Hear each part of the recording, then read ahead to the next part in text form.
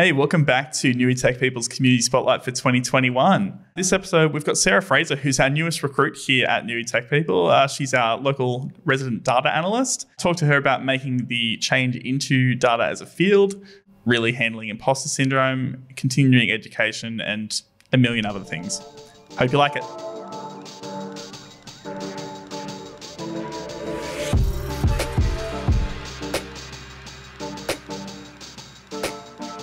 Welcome, Sarah.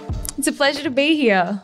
Excellent. So for those that don't know you, who are you? What do you do? All that sort of good stuff. So I'm Newey Tech People's resident data analyst. I started with the team around 3 weeks ago, and my primary role is to get our data looking nice and slick so we can get as much value out of it as we can. Awesome. And where were you before?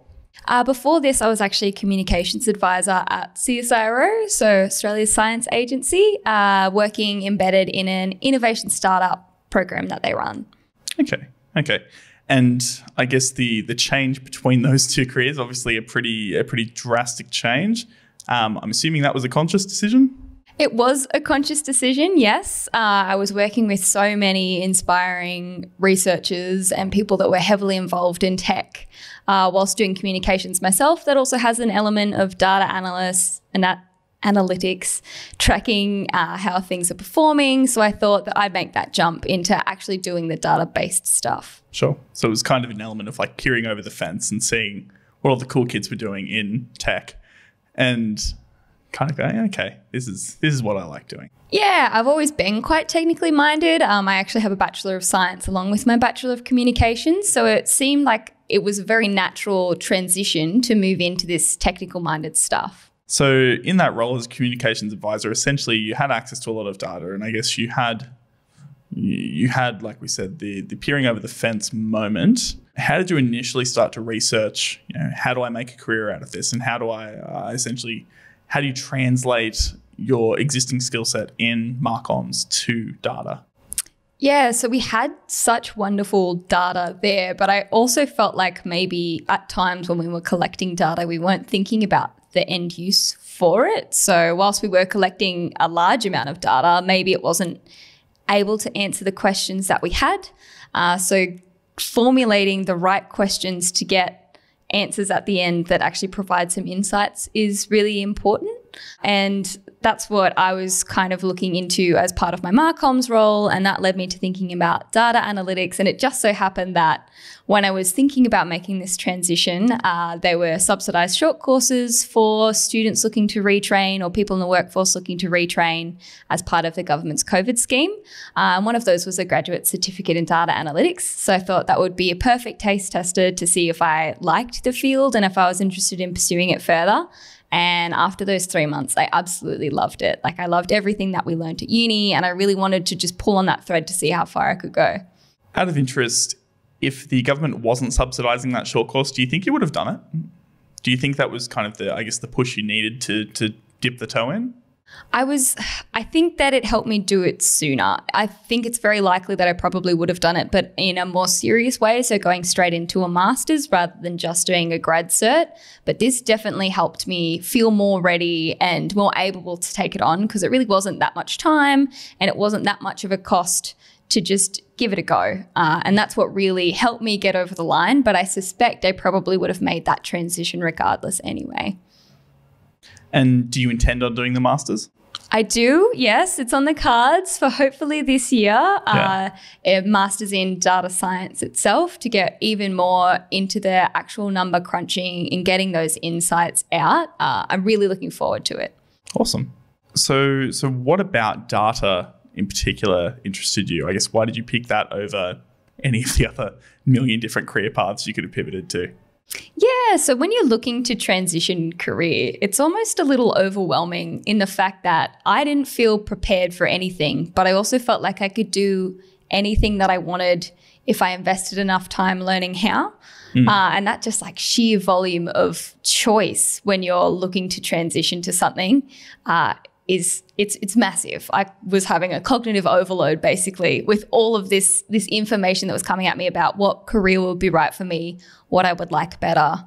I found it hard to think about where I wanted to go next because I had thought science communication was what I wanted to do forever.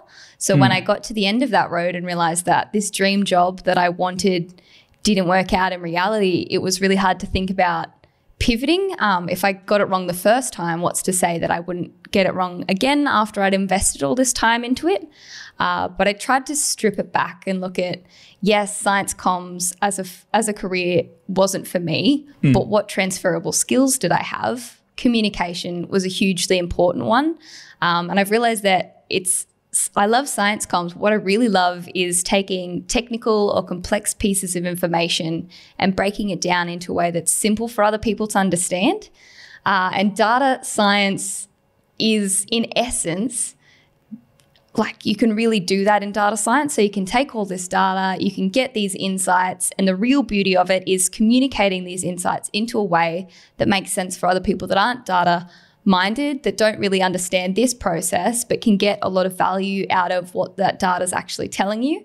And that's what I found really fascinating. And that's what drew me to data as well, is because it's a simple and similar process. It's just attacking it from a different angle. Okay. You mentioned then that you felt you'd maybe crested the mountain of science communications a bit. Do you think an element of your decision making to pivot was that you'd maybe capped out a bit early? I mean, I don't know if you'd in reality capped out. I don't know what the career path looks like for that. But do you think there was an element of maybe you were concerned about potential progression? I wouldn't say it was capping out so much. There's so many different forms of science communication, and you can do it at so many different organizations and in so many different ways. In a way, I felt like almost I couldn't do it properly unless I went forward and did a PhD and had that proper solid standing to go and talk about science with. But I also knew that research wasn't a field that I was interested in going with.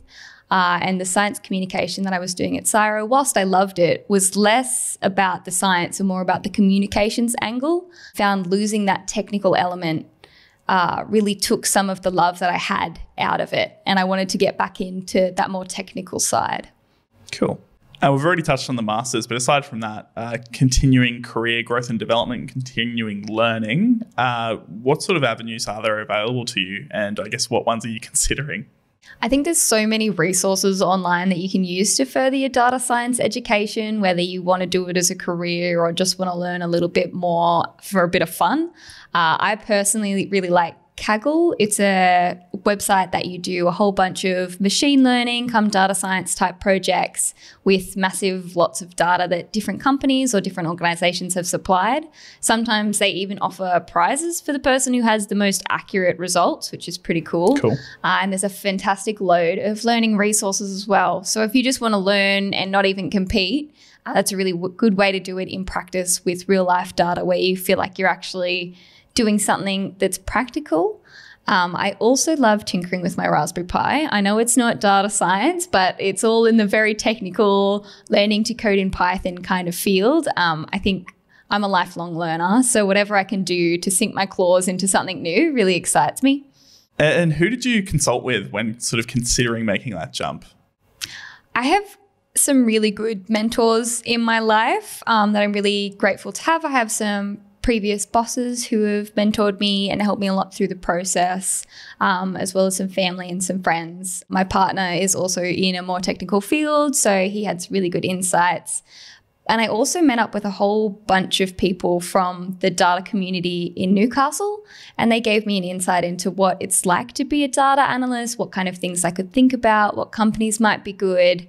This was before I started with Nui Tech People, and it was just fantastic to meet so many vibrant people that are so passionate about their career and are so willing to help as well. And I found that really, really helpful, just trying to figure out what I wanted to do and where I wanted to do it. So you talked to a few sort of senior figures within the data community. You also went to one of the local meetups, Hunter Data Analytics. Can you tell me a little bit about, I guess, that experience and I guess more generally speaking, sort of the insights that you gained from attending that?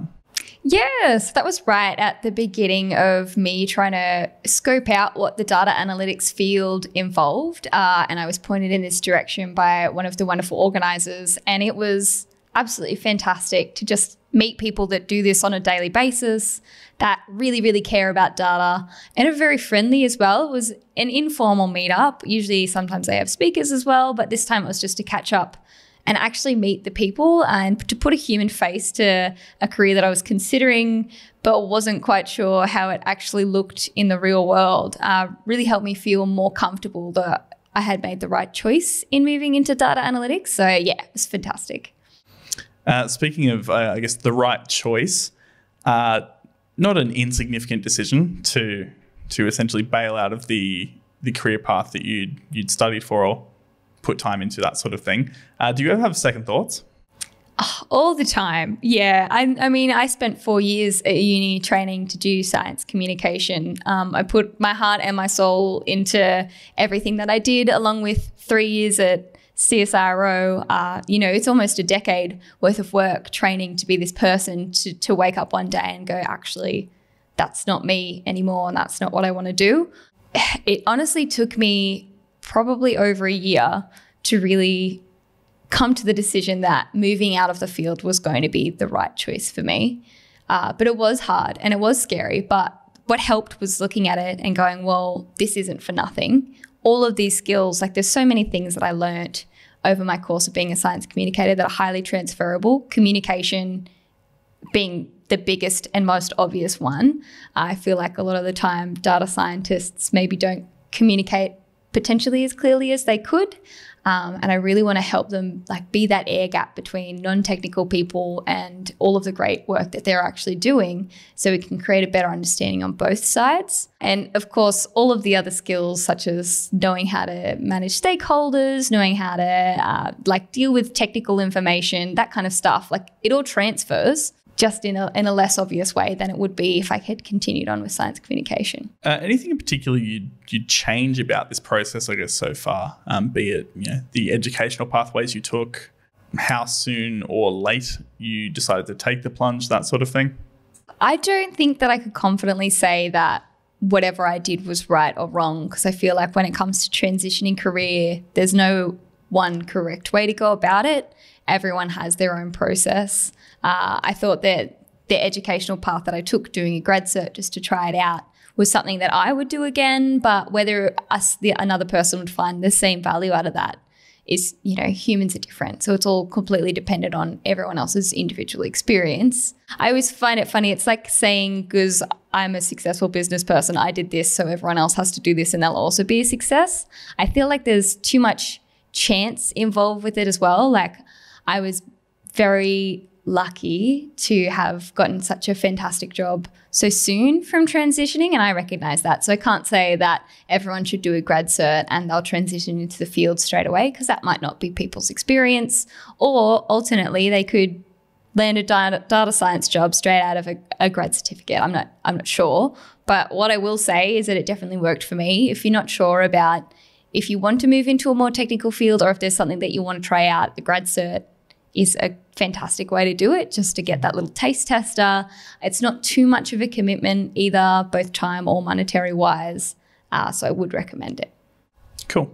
Aside from the grad cert that you'd completed, what options did you look at with respect to dipping your toe into the water? Are there TAFE courses, anything like that you can potentially utilize? Yeah. So other than the plethora of online resources that there are, and there are so many platforms that offer data science kind of learning. It's a bit of a hit topic online, along with a lot of coding platforms, but they're really dependent on people having the motivation, the time, the mental energy to actually dedicate to it. If you're going to sit down and learn it, probably at least section off a couple of hours a day or a week, whichever works for your schedule, to just sit down and do it. Because whilst there are so many resources, at times it can feel overwhelming and you need to get into the habit of actually doing it. That's why I found the university course so helpful, was because it gave me set times that I had to learn. I had due dates. I kept myself accountable and I got through it. Whereas with online learning, it's a little bit more flexible. No one's looking over your shoulder to make sure you've done the work. It's harder to get feedback. So if you're someone that needs that kind of feedback, accountability, definitely look at something more structured. I personally didn't find any TAFE courses that looked relevant for my needs, but I know that they have some fantastic courses in IT and other kind of development. So it really depends on what field you want to move into. The best people get imposter syndrome, no matter how good they are in their particular field, no matter how senior they are within their company, whatever. I can imagine making such a significant change into a different field, albeit a relevant field to what you're previously doing. I can imagine imposter syndrome set in pretty hard. How did you overcome that? Or I guess, did you overcome that? Yeah, look, to be honest, last year was a bit of a mess for everybody. I don't think anyone felt comfortable or too comfortable in what they were doing or what was going on or what the future looked like. So adding this one piece of, I'm not sure if I can make this jump in security, just kind of compared to everything that was going on, didn't make that much of a difference to my overall headspace because it was such a confrontational, difficult time anyway. It's kind of nice to just pair it in like, oh, if I'm going to be unsure about the future, I might as well be unsure about everything. In a way, weirdly, by comparison, it made the job change feel a little less scary. And imposter syndrome, I think, is something that I'll probably carry with me through most of my career. I felt it when I was working as a science communicator, even though I knew how to do my job. If anything, moving into a new job and seeing it with fresh eyes and approaching it with a fresh attitude in a new year as everything seems to be on the upturns actually made me feel more confident in my abilities and what I can do. And of course, everyone at Nui Tech People has been really fantastic and welcoming, which has really helped me feel like I am set up for success and they actually trust my abilities to do my job. So I feel weirdly confident moving forward. What does success look like in this role for you? And I guess how does this essentially factor into the long-term goal of becoming a data professional? It's always a hard measure to say what success looks like, and I think it really ties to your personal values. I am not overly ambitious. I don't want to be the head CEO of a data company. I just want to find a place where I can add a lot of value. My co-workers get value out of working with me and I get value out of working with them, and I'm positively contributing to the world as a whole. That's what my measure of success is like. As long as I know that I'm doing a job that other people find value in and it's making a net benefit, I think I'd be happy with that. Lastly, where do people find out more information about you? If you'd like to get into contact with me, feel free to send me a connection request on LinkedIn, or if you want to know a little bit more about making that jump into data, I'd be more than happy to have a chat if you'd rather prefer reaching out on email as well. Great. Righto. Welcome to the team and thank you for having a chat. Thanks for having me.